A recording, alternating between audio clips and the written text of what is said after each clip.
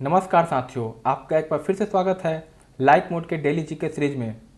आज हम देखेंगे 22 मई के काफ़ी इंपॉर्टेंट क्वेश्चंस। आप एक बार इन क्वेश्चनों को देखिए, आपको जरूर मज़ा आएगा। Question number 1, UP government has launched the Uttar Pradesh startup fund to encourage the youth of the state for entrepreneurship. CM handed over the first installment of 15 crore rupees to which organisations. दोस्तों, आपको पता है कि एंटरप्रेन्योरशिप देश में सबसे ज़्यादा एमएसएमई सेक्टर में है। इसमें उद्यमिता बहुत ज़्यादा है और एमएसएमई सेक्टर में भी आपको मैंने बताया था कि लगभग 90% जो है वह माइक्रो एंटरप्राइजेस है। अगर एमएसएमई में 3 होते हैं, माइक्रो, स्मॉल और मीडियम, तो माइक्रो 90% है, स्मॉल 9 पॉइंट समथिंग और जो मीडियम है वह मात्र 0.4% है। तो और इस माइक्रो में भी अगर इंडिया वाइज देखें तो सबसे ज़्यादा है बिहार में जो कि 19% है, उसके बाद है उत्तर प्रदेश में 16%।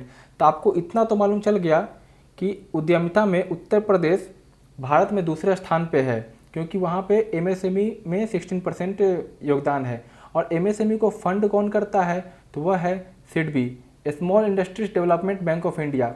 इसका आंसर तो पहले सिडबी हो जाएगा और सिडबी का जो हेडक्वार्टर है वह लखनऊ में है। तो सिडबी ही एमएसएमई को फाइनेंस करती है, जिसके की तहत एमएसएमई बहुत सारे स्कीम्स आते हैं, जैसे कि शिशु, किशोर, तरुण। अभी ऐसे एमएसएमई के डेफिनेशंस भी डिफाइंड किए गए हैं। अगर सिडबी की बात करें तो अभी आज के ही दिन आरबीआई ने सिडबी को 15,000 करोड़ रुपए लाइन ऑफ क्रेडिट दिया है, एलओसी।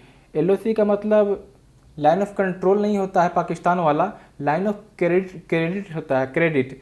इसका मतलब यह है कि सिडबी चाहे तो जब चाहे जितना पैसा को ज़रूरत है वह आरबीआई से ले सकती है, और आरबीआई यह पैसे फ्री में नहीं देगी बल्कि इसके ऊपर इंटरेस्ट लगेगा, और वह इंटरेस्ट जो आरबीआई का जो पॉलिसी रेट है उसके इक्वल होगा। और पॉलिसी रेट भी आपको पता है अभी हाल में ही चेंज हुआ है, तो यह बात आप याद रखना। सिडबी के कुछ और स्कीम्स है जो अभी रिलीज हुए हैं, जिसमें एक है सेफ और दूसरा है स्माइल। तो जो सेफ स्कीम है, इसके तहत अगर आप सैनिटाइजर, पीपीई, मास्क, ग्लव्स या कोई भी सामान जो कोविड रिलेटेड है अगर बनाते हैं आप, तो आपको इसमें 50 लाख तक पैसे मिलेंगे सिडबी के तहत, भले ही आप सिडबी के कस्टमर हो या ना हो। वहीं जो स्माइल योजना है यह इसलिए है क्योंकि मैंने जस्ट आपको बताया कि बहुत सारे माइक्रो एंटरप्राइजेस है। तो अगर आप अपने कंपनी को बड़ा बनाना चाहते हैं और आपका जो डी/ई रेशियो होता है, डेब्ट टू इक्विटी रेशियो, उसको भी सुधारना चाहते हैं, तो आपको स्माइल स्कीम के तहत पैसे मिलेंगे। इससे पहले भी सिडबी ने काफ़ी अच्छे अच्छे स्कीम निकाल रखे हैं, जिसमें से एक है ट्यूलिप एक फूल भी होता है, फिर से एक स्पीड है और एक स्टार है। ऐसे ऐसे स्कीम्स ही निकालती रहती है ताकि भारत में एंटरप्रेन्योरशिप को बढ़ावा मिले, क्योंकि यही फ्यूचर है। खैर, बढ़ते हैं अगले प्रश्न की तरफ।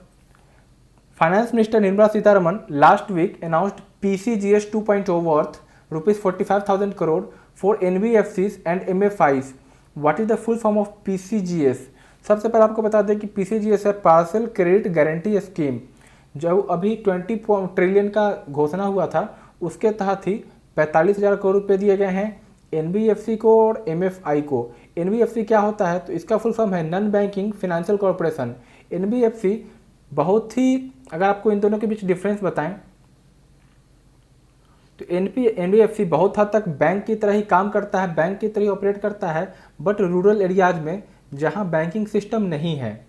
और MFI जिसका कि full form micro finance institutions, means यह माइक्रो लेवल पे काम करता है। मतलब कि जहां NBFC भी काम नहीं कर पाती है, उस लेवल पे जाके माइक्रो MFI काम करते हैं, मीन्स और भी एक्सट्रीम लेवल पे और भी डीपली पेनिट्रेटेड मार्केट में जाके काम करती है। ठीक है, तो NBFC के बारे में आपको बताएं तो NBFC आपको चेक नहीं दे सकता है, मीन्स ये अपने नाम को आपको चेक नहीं दे सकता है, और इसमें आप सेविंग अकाउंट भी नहीं खोल सकते हैं। आपको बता दें कि बहुत सारे कंप्लेंट्स आए हैं MFI के खिलाफ, और कंप्लायंस में भी काफ़ी दिक्कत है। तो सरकार का मानना है कि वह MFI को NBFC में मर्ज कर देगी या सारे MFI को NBFC बना देगी। तो आने वाले टाइम में MFI भारत के नक्शे से खत्म हो जाएंगे। तो यह से कुछ बातें। बढ़ते हैं अपने तीसरे प्रश्न की तरफ। साथियों, आप देख रहे होंगे मैं हर एक क्वेश्चन को लगभग कुछ ज़्यादा इनपुट आपको दे रहा हूं, ताकि आपके माइंड में एक मैप बन जाए कैसे क्या चीज़ें काम करती है बैक ऑफ द क्वेश्चंस। ताकि एग्जाम में आपको ज़्यादा कन्फ्यूजन ना हो। Question number 3, which of the following bank is planning to partner with 2 और 3 NBFCs to secure loans for them in rural areas. तो आपको मैंने बताया कि रूरल एरियाज में NBFC वर्क करता है, तो वहाँ भी अपना बिजनेस बढ़ाने के लिए जो गठबंधन कर रही है वह है फिनो पेमेंट बैंक। अभी जो पेमेंट बैंक है यह एक मॉडल है जिसे कि RBI ने कंसेप्चुअलाइज किया था। पेमेंट बैंक का जो ऑब्जेक्टिव है वह है फिनेंशियल इंक्लूजन, ताकि जो भी लोग फॉर्मल फिनेंशियल सिस्टम में नहीं है उनको भी लाना, जैसे कि माइग्रेंट लेबर्स हो गए या डेली एज वर्कर्स हो गए, ऐसे बहुत सारे लोग जिनके पास ज़्यादा पैसे नहीं होते हैं। और पेमेंट बैंक में एक कानून है कि इसमें आप स्मॉल सेविंग अकाउंट खोल सकते हैं और डिपॉजिट 1 लाख तक की हो सकता है, उसके ज़्यादा फ़िलहाल नहीं हो सकता है।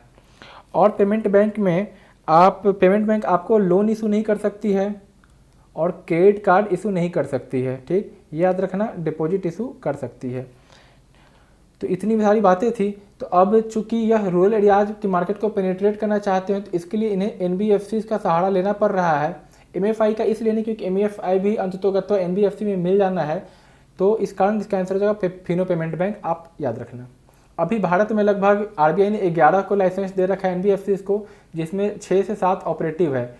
इसमें अगर सबसे बड़ा आपको नाम पता है तो जिसमें एक आ गया है वह है जियो पेमेंट बैंक। तो माना जा सकता है कि आगे जाके जियो पेमेंट बैंक, जैसा कि रिलायंस का फिलॉसफी है कि मार्केट को मोनोपोलाइज कर लेना, मीन्स एक छत्र राज अपना लेना, हो सकता है पेमेंट बैंक में भी ऐसा ही हो। जो भी हो, बढ़ते हैं चौथे प्रश्न की तरफ। Which of the following insurance company has launched N app based motor on damage floater policy under the regulatory sandbox of IRDAI। IRDAI Bharat में जितने भी इंश्योरेंस रिलेटेड काम होती है उसका रेगुलेटरी बॉडीज है, जैसे कि RBI बैंकों के लिए है, उसी तरह बाकी सेबीज हो गए, इसी तरह IRDAI भी है। और ये जो सैंडबॉक्स है, रेगुलेटरी सैंडबॉक्स, यह एक तरह से मॉडल है, यह RBI के ही पास है और बाकी ऑर्गेनाइजेशन के ही पास। यह कंट्रोल्ड इन्वायरमेंट होता है। एक कंट्रोल्ड इन्वायरमेंट में अगर आपको कोई चीज़ ऑपरेट करना है, मीन्स अगर आप मार्केट में मान लो कोई चीज़ नया प्रोडक्ट लाना चाहते हो या कोई पॉलिसी लाना चाहते हो, तो आपको पता नहीं कि ये मार्केट में जाएगा तो कैसा वर्क करेगा, हो सकता है फेल कर जाए, डिमांड ही इसके ना हो या इसका वायबिलिटी उतना ना हो, इनपुट जितना लगा उतना आउटपुट ना है। इसके लिए एक सैंडबॉक्स फ्रेमवर्क है, उसके अंदर कोई प्रोडक्ट को कंट्रोल्ड इन्वायरमेंट के अंदर, मीन्स जो भी इन्वायरमेंट उसको कंट्रोल किया जाता है उसको टेस्टिंग किया जाता है। तो जो भी हाइपोथेसिस बनता है कि हाँ हमें ये पॉलिसी रिलीज करना है मार्केट में, एक तरह से हाइपोथेसिस है, तो इसको एक रेगुलेटरी सैंडबॉक्स, एक फ्रेमवर्क, एक कंट्रोल इन्वायरमेंट के अंदर इसको टेस्ट किया जाता है, ट्यून किया जाता है, और फिर जैसा आउटपुट अगर निकलता है कि हाँ ये वायबल है, जैसा सोचा था वैसा ही है, तो फिर इसे मार्केट में प्रेजेंट किया जाता है। तो इसका आंसर है जो इसने किया है वह है एडेल्विस जनरल इंश्योरेंस। आप याद रखना है, काफ़ी इंपॉर्टेंट कॉन्सेप्ट है। Question number 5, prime minister Modi has announced the relief fund of how much amount for West Bengal. West Bengal में अभी अब तूफान आया था, आपको पता ही चला होगा, मैंने अभी लास्ट में कवर किया था एम फंड, जिसका कि नाम का मतलब होता है स्काई, और थाईलैंड ने दिया था इस नाम को 64 नामों की लिस्ट में, आखिरी नाम था, इसके बाद कोई नाम नहीं है। इससे पहले बांग्लादेश में जो तूफान आया था फैनी, फैनी का मतलब होता है स्नेक, वो 63rd नेम था। तो इसमें जो मोदी ने दिया है वह है 1000 करोड़ रुपये वेस्ट बंगाल में। बढ़ते हैं अगले प्रश्न की तरफ। Which of the following country has passed the bill to delist Chinese companies from the stock exchange. ऐसा हो सकता है, इसका आंसर है यूएस है। तो यूएस जो अपने स्टॉक एक्सचेंज है उसे चाइनीज कंपनियों को भगा सकती है। चाइनीज कंपनियां बहुत सारी है जो वहाँ के स्टॉक एक्सचेंज में अपने आप को लिस्ट कर लेती है और ताकि अच्छा फ़ायदा मिले। स्टॉक एक्सचेंज बेसिकली एक वैसा जगह होता है जहाँ भी कोई भी पब्लिक ट्रेडेड कंपनी के शेयर्स खरीदे या बेचे जाते हैं। तो इसमें बेसिकली स्टॉक एक्सचेंज का मतलब होता है जो इसमें शेयर होल्डर्स हो उनको फ़ायदा दिलाया जा सके। अगर देखें भारत, चाइना और अमेरिका, इन दोनों में स्टॉक एक्सचेंज कौन कौन सा है, तो भारत में बेसिकली 23 स्टॉक एक्सचेंज है, जिसमें 2 नेशनल है NSE और BSE, और बाकी 21 जो है 21 वो रीजनल है, जैसे कि अहमदाबाद स्टॉक एक्सचेंज, ऐसे बहुत सारे हैं। चाइना की बात करें तो वहाँ मात्र 2 इंडिपेंडेंट स्टॉक एक्सचेंज है, एक है संघाई स्टॉक एक्सचेंज, दूसरा है शेंजन, जिसको कि चाइना का सिलिकॉन वैली ही बोला जाता है। यहाँ पे बहुत सारी जितने भी टेक्नोलॉजिकल कंपनीज है वह शेंजन में ही है। शेंजन स्टॉक एक्सचेंज और संघाई स्टॉक एक्सचेंज। अगर अमेरिका की बात करें तो यहाँ पे लगभग 13 स्टॉक एक्सचेंज है, बट इसमें जो सबसे बड़ा स्टॉक एक्सचेंज है वह है NYSE means New York stock exchange, फिर NASDAQ के नैस्डैक, और एक MX है अमेरिकन स्टॉक एक्सचेंज। यह मार्केट कैप के हिसाब से टॉप पे आती है। इसमें भी NYSE New York stock exchange world में नंबर 1 पे है क्योंकि इसका मार्केट कैपिटलाइजेशन MCAP सबसे ज़्यादा है। नैस्डैक और NYSE में डिफरेंस ये है तो दोनों सेम ही, बट काम करने के अंदाज में काफ़ी डिफरेंस है। जितने भी टेक्नोलॉजिकल कंपनीज होती है वो नैस्डैक में खुद की लिस्ट कराती है, जैसे कि ओरेकल हो गया, गूगल, फेसबुक, जितने भी होती है। नैस्डैक जो है इसमें क्या होता है कि जितनी भी ट्रेडिंग होती है वो इलेक्ट्रॉनिकली होती है, मींस इसका कोई भी फिजिकल फ्लोरिंग नहीं है, मींस कोई फिजिकल प्लेस नहीं है जहाँ इसका ट्रेडिंग होता है। वही NYSE का ट्रेडिंग अभी भी फिजिकल तरीके से होता है।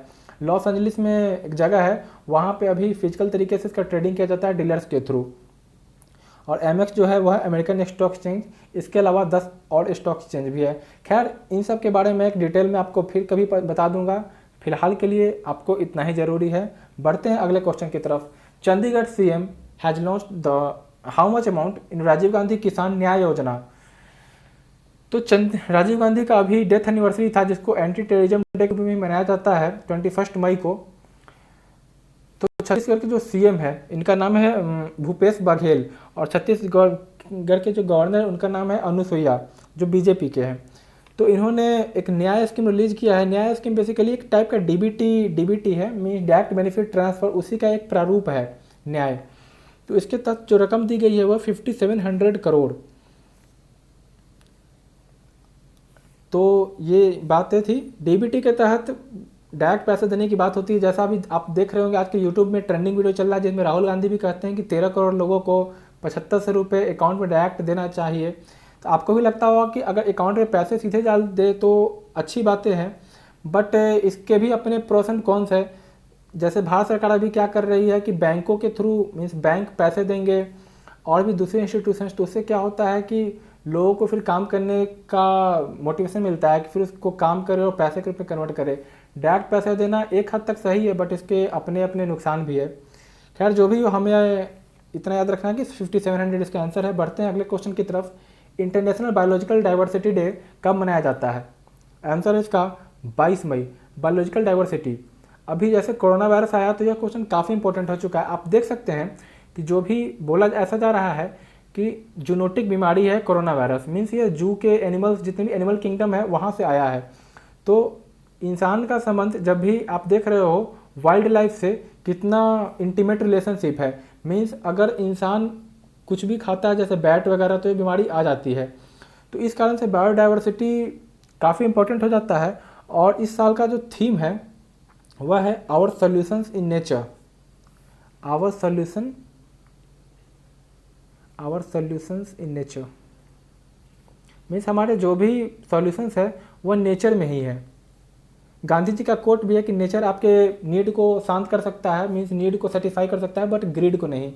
तो हमें उसी हिसाब से एक्ट करना चाहिए। ठीक है, इतना जानकारी काफ़ी आपके लिए। बढ़ते हैं अगले प्रश्न की तरफ। आपको बताना है कि इनमें से कौन सा स्टेटमेंट गलत है।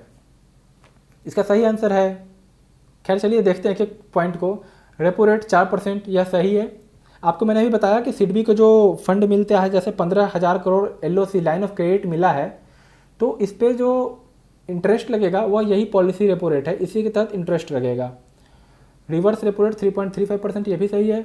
MSF बैंक रेट बराबर है, वह 4.25%, ये भी सही है। CRR 3 और SLR 18.25, ये भी सही है। RBI 26th governor Shaktikanta Das, ये गलत है। RBI के 25th गवर्नर है, 24th थे उर्जित पटेल, 23rd थे रघुराम राजन। तो ये जानकारियाँ थी। बढ़ते हैं अपने अगले प्रश्न की तरफ। आप ये भी याद रखना कि अभी मैंने आपको जो बताया इसमें बायोलॉजिकल डाइवर्सिटी में यह UN मनाता है, और UN के जो अभी डायरेक्टर जनरल है यह है एंटोनियो गुटेरेस। काफ़ी बार एग्जाम में पूछ लिया जाता है गुटेरेस। ठीक है साथियों, बढ़ते हैं अपने आखिरी प्रश्न की तरफ।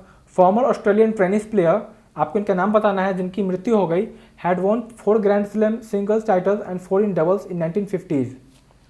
तो यह जो महान प्रख्यात टेनिस खिलाड़ी थे इनका नाम है एशले कूपर। इनका निधन हो गया। ये ऑस्ट्रेलिया के थे, आप बिल्कुल याद रखना, एग्जाम में पूछा जा सकता है। अगर आपको बताएं स्पोर्ट के इवेंट में कुछ और न्यूज आई है 2 खिलाड़ी हैं जिनका नाम है, एक का सविता कुमारी और एक का नाम है अंकित सिसोदिया। अंकित सिसोदिया, ये दोनों पावर लिफ्टर थे, मीन्स लिफ्टिंग, वेट लिफ्टिंग करते थे। इन दोनों को डोपिंग के केस में नाडा ने बैन कर दिया है, तो आप यह भी याद रखना। तो इतनी जानकारियाँ थी दोस्तों, आज के लिए इतना ही। कोई भी, ये एक स्लाइड है, इसमें आप देख सकते हैं जो आगामी दिन है, जैसे 23 को टर्टल डे है, कॉमनवेल्थ डे है, आप यह देख लेना। खैर अगले वीडियोज़ में जब भी यह आएगा तो इसके ऊपर डिस्कशन तो होगा ही, बट एक माइंड में रहेगा। तो ठीक है साथियों, थैंक्स फॉर वॉचिंग। कृपया सब्सक्राइब करें। अगर हमारे लाइव वीडियोज़ देखना चाहते हैं आप जीके के, जिसमें आप भी इंटरेक्ट कर सकते हो, तो हमें 1000 सब्सक्राइबर कम से कम चाहिए। कोई भी क्रिएटिविटी तरीका आप लगा सकते हैं, अपना दिमाग लगाइए, कैसे 1000 सब्सक्राइबर लाइट मोड को आप करवा सकते हैं। दोस्तों को बताइए ताकि उनको भी हेल्प हो और आपको भी हेल्प हो। कोई भी जानकारी हो, फीडबैक हो, डेटा हो, कुछ भी हमको देना हो, ये मेल आईडी इस पर दे सकते हैं। ठीक है साथियों, so good bye, see you.